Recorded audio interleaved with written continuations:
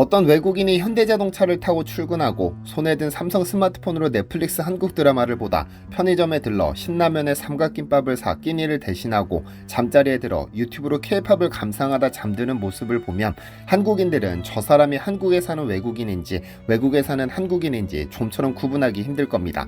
하루 온종일 코리아라는 브랜드가 함께하니까요.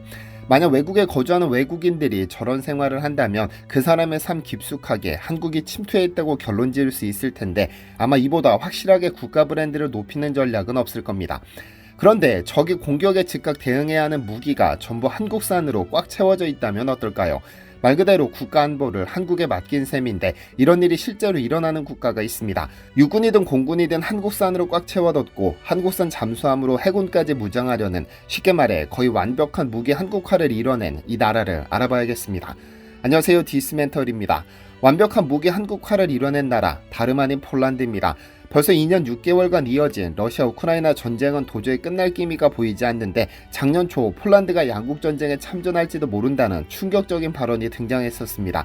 얀 에메리크 로시체프스키 프랑스 주재 폴란드 대사는 한 언론과 인터뷰에서 우크라이나가 스스로 독립을 지켜내지 못하면 폴란드가 참전할 수밖에 없을 것이라고 밝혔습니다. 폴란드 외교관의 입에서 이러한 발언이 나오자 폴란드가 실제로 러시아 우크라이나 전쟁에 참전하는 것 아니냐는 혼란이 생기기도 했었죠.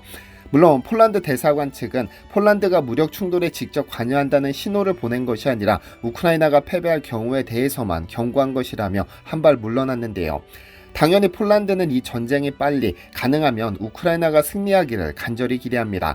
실제로 당시 마리우시 부아슈차크 폴란드 국방장관은 나토 국방장관 회의에서 폴란드 입장에서는 우크라이나의 독립이 곧 폴란드의 독립이라면서 러시아가 우크라이나를 정복한다면 거기서 그치지 않을 것이다. 러시아의 목표는 제국을 재건하는 것이다 라며 두려움을 드러냈죠. 왜 전쟁 당사자도 아닌 폴란드는 러시아의 승리를 두려워할까요? 왜냐면 폴란드 입장에서 본다면 우크라이나는 그간 러시아와 폴란드 사이를 막아주던 완충국가였기 때문입니다. 구글 맵을 통해서 보시면 아시겠지만 폴란드는 리투아니아, 벨라루스, 우크라이나와 국경을 접하고 있고 그중 우크라이나와의 국경이 가장 깁니다. 그러니까 벨라루스는 이미 러시아의 손아귀에 있고 우크라이나마저 러시아의 손아귀에 떨어진다면 폴란드는 순망치 않을 위기에 빠지는 것이죠. 600만 명이 희생된 제2차 세계대전의 악몽이 떠오르는 겁니다. 이에 폴란드는 실제 억지력을 구축해야 한다며 군병력을 30만 명으로 국방 예산을 GDP의 3%까지 각각 늘릴 계획을 밝혔고 차근차근 진행 중에 있는데요. 어떻게 해서든 러시아의 승리를 막아 자신들의 안보를 지켜내겠다는 것인데 제2차 세계대전에서 엄청난 핍박을 받았던 폴란드가 러시아를 상대로 지상군 파병까지 거론하는 이유는 잔뜩 사들인 한국산 무기 때문입니다. 그리고 지금 폴란드는 그야말로 한국 무기로 완전 무장했습니다. 공교롭게도 한국의 광복절 8월 15일은 폴란드에게는 국군의 날입니다. 1920년 바르샤바를 침공한 러시아 볼셰비키군에 맞서 싸워 승리한 것을 기념하는 날인데 지난 수십 년간 폴란드는 국군의 날 무기를 내세운 퍼레이드를 생략해왔으나 러시아 우크라이나 전쟁 발발 직후부터 다시 대규모로 재개해 2년째를 맞이했습니다. 그런데 지난 15일 폴란드 바르샤바에서 펼쳐진 대규모 군사 퍼레이드에서는 특이한 장면이 목격됐습니다. 왜냐하면 폴란드가 국방력을 과시하겠다며 내세운 7종의 무기체계 대부분이 한국산이었으니까요. 일각에서 K방산 전시장이 아니냐는 말까지 돌았었죠. 작년과 달리 올해 군사 퍼레이드에서는 K9 자주포, K2 전차, 천무 다연장 로켓 등등 한국산 무기가 전면에 배치됐는데요. 그 가운데 가장 먼저 등장한 것은 지난해 퍼레이드에서는 선보이지 않고 올해 첫 등장한 다연장 로켓 호마르 K였습니다. 이는 한국이 수출한 천무의 폴란드 버전인데 작년 6월 폴란드로 건너가 폴란드가 개발한 트럭 젤츠와 결합해 호마르 K가 됐습니다. 올해 퍼레이드에서 러시아 우크라이나 전쟁의 판도를 바꾼 것으로 평가되는 미국의 하이마스보다 앞서 소개되면서 관중들의 환호와 박수를 받았는데 얼마나 큰 기대를 걸고 있는지 여실히 드러났습니다. 5분 뒤에는 또 다른 한국산 무기 K2 흑표 전차가 위용을 드러내 박수를 받았습니다. K2 전차는 독일의 레오파드2, 미국의 에이브럼스 전차와 함께 등장했는데 현재 폴란드가 세대 교체를 추진하는 차세대 기갑부대의 주력 전차이기도 하죠.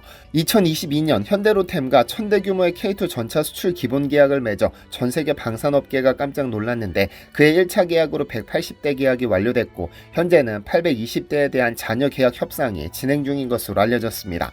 그리고 3분 뒤에는 K9 자주포가 등장해 퍼레이드의 대미를 장식했습니다. 참고로 이번 퍼레이드에도 안제이 두다 대통령이 참석했는데 폴란드 지상군 화력의 중심인 K9은 두다 대통령 차량 바로 뒤에서 그를 호위하는 듯한 모습을 연출했죠. 그리고 뒤이어 K9 차체를 활용한 폴란드형 자주포 크라프가 등장했습니다. 폴란드 정부 및 현지 언론에 따르면 이날 폴란드군은 병력 2,500명과 전차, 자주포, 미사일 발사대, 방공 시스템 220여 대의 군용 차량 등을 동원했습니다. 동시에 주요 무기 7종을 선보였는데 이 가운데 한국산이 3종을 차지하며 최근 폴란드 국방력에서 커진 한국산 비중을 엿볼 수 있었습니다. 이날 퍼레이드가 K-방산 전시장 아니냐는 평가를 받았던 것은 주요 무기 7종 중 3종이 한국산이었기 때문입니다. 기존 폴란드를 비롯 유럽 대부분의 국가들이 미국이나 유럽에서 생산한 무기 의존도가 상당히 높았죠. 사실 급변하는 국제정세 속에서 전 세계가 급격히 무장을 서두르기 시작했는데 거의 대부분의 방산업체들이 행복한 비명을 지르면서도 인도 시기가 늦어져 오히려 욕을 먹는 상황입니다. 가령 대만은 미 로키드 마틴과 2020년 F-16V 66대 구매 계약을 체결했지만 4년이 지난 지금까지도 한 대도 인도받지 못한 상황입니다. 그러나 하나 에어로스페이스, 현대 로템 등 국내 방산 기업들은 러시아 우크라이나 전쟁 발발 후 신속한 납품을 무기로 내세워 수출 계약을 따냈고 실제로 약속을 지키고 있습니다. 잘 아시다시피 한국은 지난 2022년 폴란드와 어마어마한 양의 무기 공급 계약을 체결했습니다. 폴란드에서 그야말로 잭팟을 터뜨렸는데 이 덕분에 그의 한국은 역대 최대 방산 수출 기록을 썼죠. K2 전차 1000대, K9 자주포 672문, FA50 경공격기 48대, 천무 288문에 대한 기본 계약을 체결했으니까요. 천무의 경우 2022년 218대에 대한 1차 실행 계획을, 올해 72대에 대한 2차 실행 계획을 각각 체결해 최종 도입 규모를 290대까지 늘렸죠. K2표 전차는 2022년 1차 계약으로 180대에 대한 계약을 완료했고 현재는 820대에 대한 잔여 계약 협상이 진행 중입니다. K9 자주포는 2022년 218문에 대한 실행 계약을 체결한 뒤 지난해 12월 금융계약 체결 등을 조건으로 152문에 대한 2차 계약에 서명한 상태입니다. 폴란드가 최근 K방산 무기 체계로 국가 방어에 나선 것은 군 현대화와 최신 무기 도입의 필요성이 제기됐기 때문, 특히 러시아 우크라이나 전쟁 후 폴란드가 기존에 보유했던 구소련 및 러시아의 무기를 우크라이나에 제공하며 생긴 공백을 메우기 위한 목적도 큽니다.